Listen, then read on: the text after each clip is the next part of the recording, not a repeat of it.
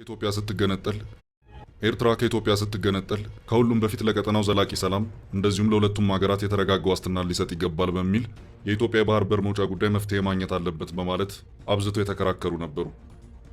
ሆኖም በጊዜው የነበሩት የህወሓትና የኤርትራ ባለስልጣናት ይህ እንዲሆን አልፈቀዱም። ኤርትራ ከኢትዮጵያ የተገነጠለችው በህዝበ ውሳኔ ወይም በሪፈረንደም ነው። በወቅቱም ኤርትራ በሪፈረንደም ከኢትዮጵያ ከመገንጠሏ በፊት 2 ዓመታት የሚሆኑ የጽሞና ጊዜያት ነበሩ። በጊዜውም ስትተዳደር የነበረው በጊዜያዊ መንግስት ነበር። የዚያን ጊዜው የኤርትራ ጊዜያዊ አስተዳደር ፕሬዝዳንት የዛሬው የኤርትራ ፕሬዝዳንት ሆነው የቀጠሉት ፕሬዝዳንት ኢሳያስ ናቸው። እናም በዚህ ወቅት ኤርትራ ማለት ከየት እስከ የት ናት? ከኢትዮጵያ ጋር ያለው የድንበር ሁኔታ ምን መምሰል ይኖርበታል? እንደዚሁም የኢትዮጵያ የባህር በር መውጫስ በምን መልኩ ሊረጋገጥ ይገባዋል የሚለው ጉዳይ ምላሽ ማግኘት ሲገባው ምላሽ ሊሰጠው አልቻለም። በሁሉም ሰው አእምሮ ውስጥ ጥያቄ በሚፈጥር መልኩ ከቀድሞ የኢትዮጵያ ጠቅላይ ሚኒስትር አቶ መለስ ዜናዊ ጀምሮ በርካታ የህወሓት አመራሮች ከሚመሯት ኢትዮጵያ ይልቅ ለተገንጣዩ ኤርትራ አጥብቀው ሲከራከሩ የሚታዩ ነበር። ወደብ ከፈለጋችሁ ሂዱ ተዋጉ፣ መንገዱን ጨርቅ ያድርግላችሁ፣ እኛ ጦርነትን የምናውቀው እንደናንተ በንድፈ ሐሳብ ደረጃ ሳይሆን በተግባር ነው የሚል ሐሳብ በአቶ መለስ የተሰነዘረበት ሁኔታም እንደነበር የሚታወስ ነው። እንግዲህ ወዲያ እዋጋለሁ የሚል ካለ መንገዱን ጨርቅ ያድርግለት፣ የኤርትራን ህዝብ አንበረክካለሁ የሚል ካለ መንገዱን ጨርቅ ያድርግለት። አቶ መለስ እንደውም ወደብ ሸቀጥ ነው፣ ገንዘቡ ይኑረን እንጂ አማርጠን የምንገዛው አገልግሎት ነው በማለት አጥብቀው እስከ መከራከርም የደረሱበት አጋጣሚ በጊዜው ተሰምቷል። አቶ መለስ በቃለ ምልልሶቻቸው በፓርላማ ማብራሪያዎቻቸው ሳይቀር የወደብንና የባህር በርን ጉዳይ እያጣጣሉ ነበር የሚናገሩት። የአንድ መሪ ለሌላ አዲስ ለሚፈጠር ሀገር ጠበቃ ሆኖ በዚያ ደረጃ ሲከራከር ምናልባትም የአቶ መለስ ዜናዊ ጉዳይ መጀመሪያው ሰው ሆኖ የተመዘገበ ይመስላል። ያውም ወደብና የባህር በርን በሚያክል ትውልድን እስከ ወዲያኛው ዘግቶ በሚያስቀር የፖለቲካ ውሳኔ ላይ ነው የአቶ መለስ ማህተም ያረፈው።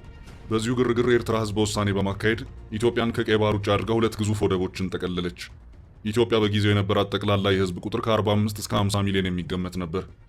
በወቅቱም የኢትዮጵያ የህዝብ ቁጥር ዓመታዊ እድገት እስከ 3.2 በመቶ ስለነበር የዚህ ህዝብ ቁጥር በጥቂት ዓመታት ውስጥ 100 ሚሊዮንን የሚሻገር መሆኑም እርግጥ ነበር። ከ3 ሚሊዮን በላይ ህዝብ የሌላት ኤርትራ ከሷ በብዙ ጥፍ ቁጥር የያዘችውን ኢትዮጵያ ከባህር በርና ከወደብ አልባ ውጭ አድርጋ አገርነቷን እንድታውጅ ሲደረግ በቀጣይ ጣጣ ሊከተል እንደሚችል ግልጽ ነበር። ሌላው ቀርቶ በጊዜው የአሜሪካ መንግስት የአፍሪካ ጉዳዮች ረዳት ሚኒስትር የነበሩት ኸርማን ኮኸን ሳይቀሩ ይህንኑ ጉዳይ ለኢትዮጵያ መንግስት አጥብቀው ያነሱበት ሁኔታም ነበር።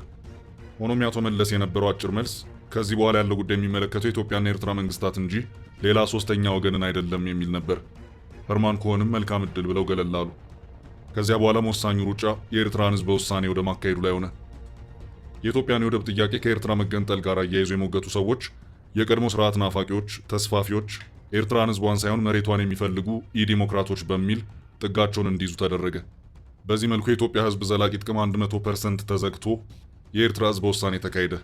የባህር በሩ ይቅርና ቢያንስ ለውጭ ገቢ በሚሆን የንግድ እንቅስቃሴ ኢትዮጵያ በምን መልኩ የወደብ አገልግሎት ማግኘት ትችላለች የሚለው ጥያቄ ሲነሳም ኢትዮጵያ ወደብ ባለቤት በነበረችበት ጊዜ በነበረው የአገልግሎት ደረጃ አሁንም ምንም ሳይጓደል እንድታገኝ ይደረጋል ሲሉ ፕሬዝዳንት ኢሳያስ ተናገሩ። ሌላው ለኢትዮጵያ ይሰጣል የተባለው ይሄው የወደብ አገልግሎት በኤርትራ በጎ ፍቃድና ችሮታ ብቻ የተመሰረተ እንጂ የኢትዮጵያን የወደብ አጠቃቀም በተመለከተ የተፈረመ አንዳች አይነት የሁለትዮሽ ስምምነት እንኳን አልነበረም። በዚህ ሂደት ውስጥ የኢትዮ ኤርትራ የድንበር ጦርነት ተቀሰቀሰ። ኤርትራም በአሰብ የነበረውን የኢትዮጵያ ንብረት በሙሉ ወረሰች።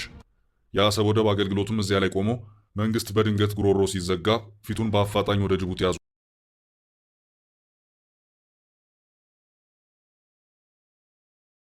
የኤርትራን ህዝብ አንበረክካለሁ የሚል ካለ መንገዱን ጨርቅ ያድርግለት።